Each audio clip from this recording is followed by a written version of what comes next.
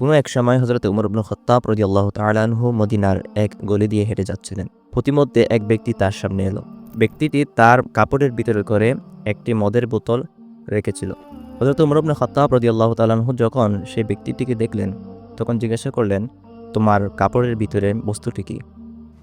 তখন ওই ব্যক্তিটি খুব ভয় পেয়ে গেল যে আমি কিভাবে বলবো যে আমার কাপড়ের ভিতরে মদ রেখেছি। এটি যদি খলিফার সামনে প্রকাশিত হয়, তিনি আমাকে শাস্তি দেবেন। লোকটি তখন মনে মনে আল্লাহর দরবারে ফরিয়াদ করল, হে আল্লাহ, আমি যদি এবারের মতো এখান থেকে মুক্তি পাই, তাহলে আর কোনোদিন মদ পান করব না। পরক্ষণে হযরত উমর ইবনে খাত্তাব রাদিয়াল্লাহু তাআলা আনহু যখন ব্যক্তিটিকে বললেন, তুমি দেখাও তোমার কাপড়ের ভিতর কি রয়েছে, তখন ব্যক্তিটি বলল, আমার কাপড়ের ভিতর সিরকা জাতীয় কিছু আছে। মূলত সেখানে মদ ছিল।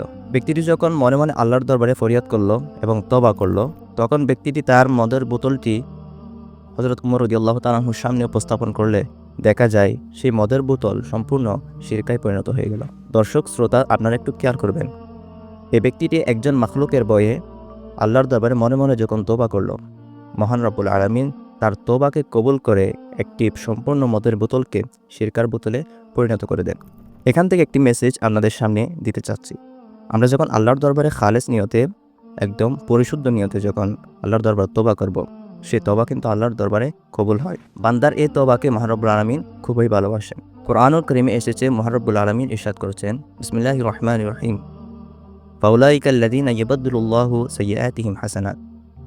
এমন কিছু ব্যক্তি রয়েছে যাদের গুনাহগুলোকে, খারাপ কাজগুলোকে আল্লাহ হাসানাত তথা নেক কাজে পরিণত করে দেন।